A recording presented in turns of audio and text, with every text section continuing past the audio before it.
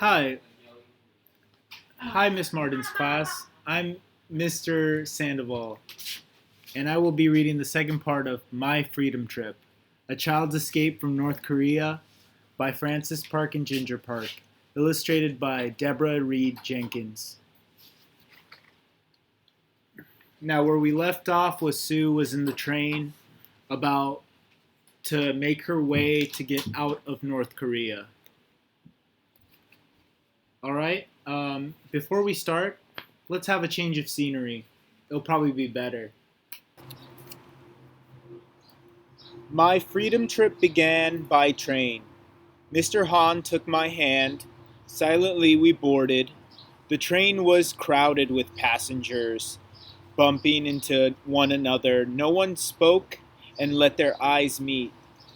I looked out the window. Farms and villages seemed to speed by me.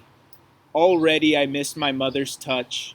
Already parting seemed like a lifetime ago. And here she is, Sue, sad, reminiscing of her mother. So, class, what are you wondering? Because what I'm wondering is how her mother is doing and when she will ever meet Sue again. It's clear that Sue would like to meet her mother again.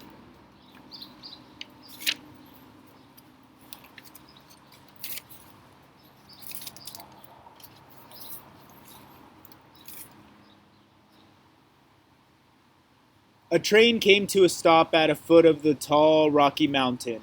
Mr. Han secretly nodded.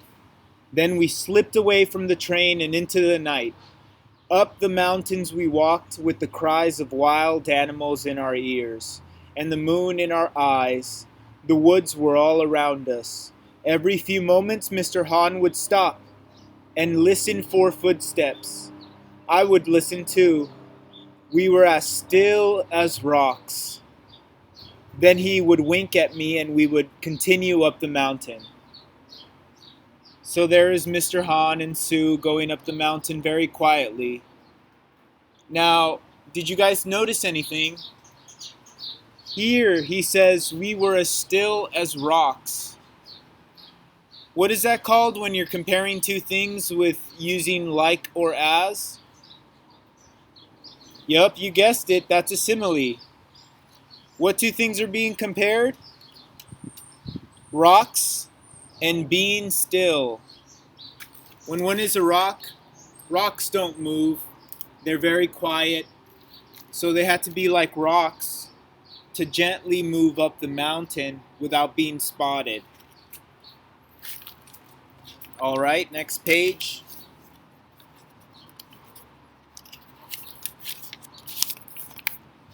All right. So here they are, climbing up the mountains. All at once, footsteps were upon us. Mr. Han and I crouched in the bushes, not breathing. We watched the long shadows of soldiers creep along the row of rocks. We were in danger. When the shadows disappeared and the footsteps grew distant, Mr. Han whispered, "The soldiers can spot our shadows on the ground because the moon is bright tonight." Sorrowfully, he squeezed my hand.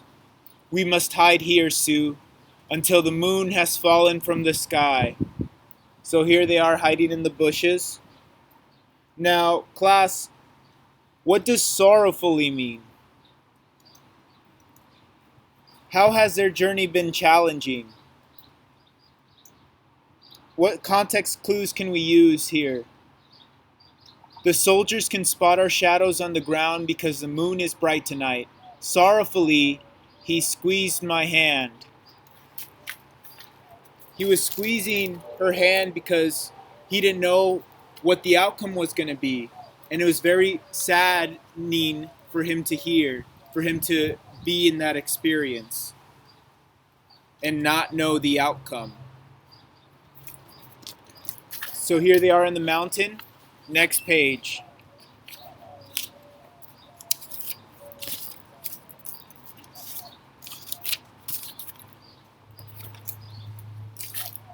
Here they are hiding, either in some cave or somewhere in the mountain. Mr. Han opened his sack. Then he put a blanket around me and began peeling fruit in the moonlight. How I longed for my father. How I wished he could come and carry me across the river to Freedom Land. How I longed for my mother. How I wish I was back home playing yut with her. In a gust of wind, her last words came to me. Be brave, Sue. Now, how does bravery change your actions? What is bravery to you? Well, to me, when someone is brave, they're allowed to stay hyper focused and aware during times of disorder. For example, what she's going through right now is trying to escape North Korea, but yet soldiers are trying to keep her from crossing the river to South Korea, where her father is. Sue is being brave right now, for she's entering into a place of unknown variables, not sure what the outcome is, but yet she is facing it head on. That is bravery.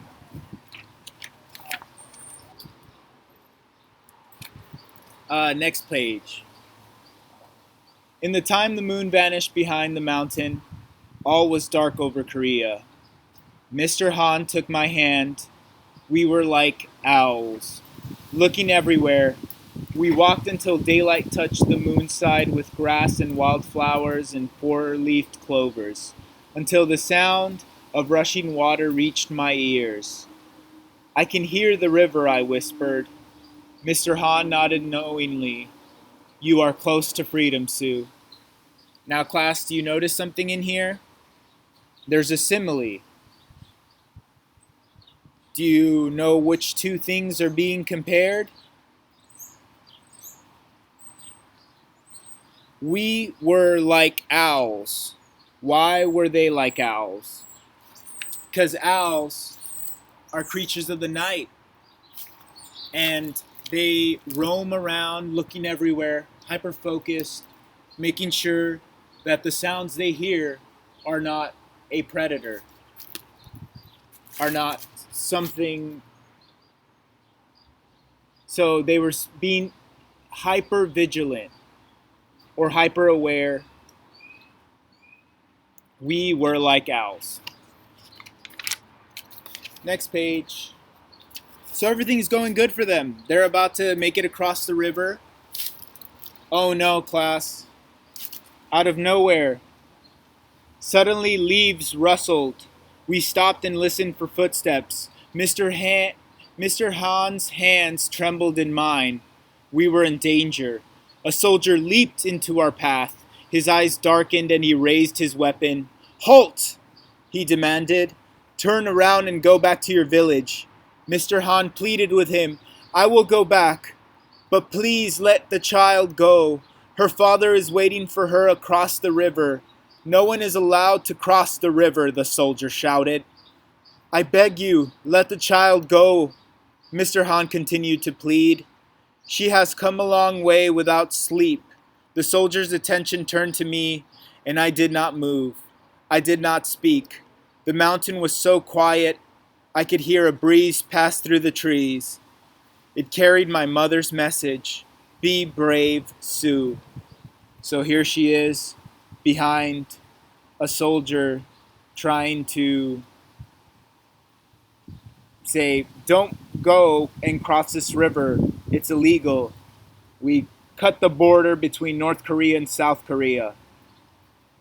But yet, Sue, as you notice, is remaining brave, even behind the barrel of a gun. So, how would you be brave in this situation? Obviously, as you can see, there is much conflict in this scenario here, in this scene.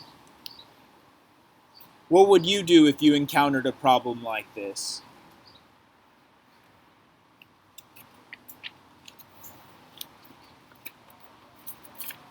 So it's going pretty bad for them. The soldier has to decide what he will do. Next page. After a long, silent spell, the soldier lowered his weapon. He looked away from me. I heard him whisper, "Go quietly, child." Mr. Han guided me towards a dark, mossy opening in the woods.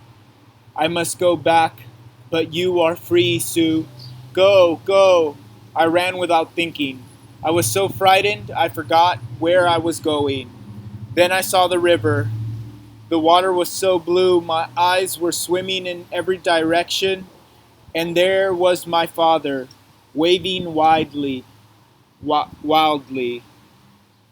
waving wildly from the other side, the freedom land. "Sue," he cried out. "Appa," I cried out. I rushed into the river, embracing the sun and the sky. I was free. So there she met up with her dad. She was able to cross the river. Now, class, it makes me wonder something. Two questions. Why did the soldier let her go? And I'm also wondering what happened to Mr. Han. Next page.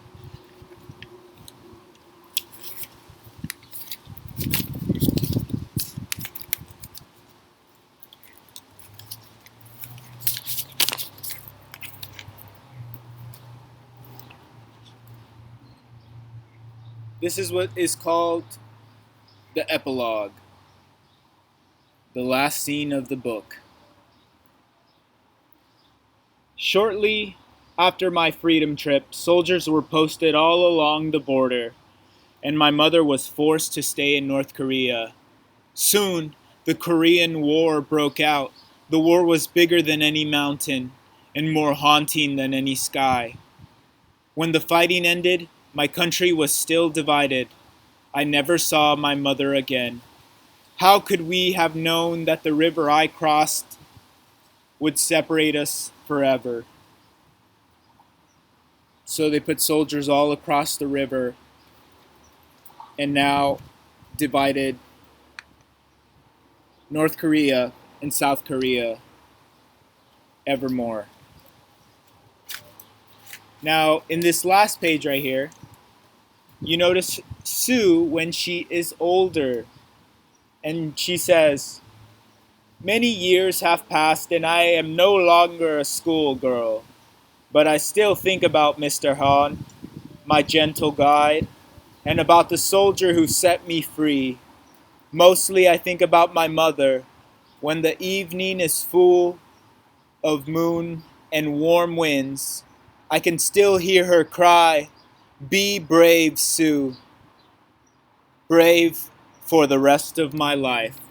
She stayed brave for the rest of her life. So whatever trouble may come to her, she will be vigilant and aware, giving it her 100% at every situation. Even though it may be hard, she remained brave. My freedom trip.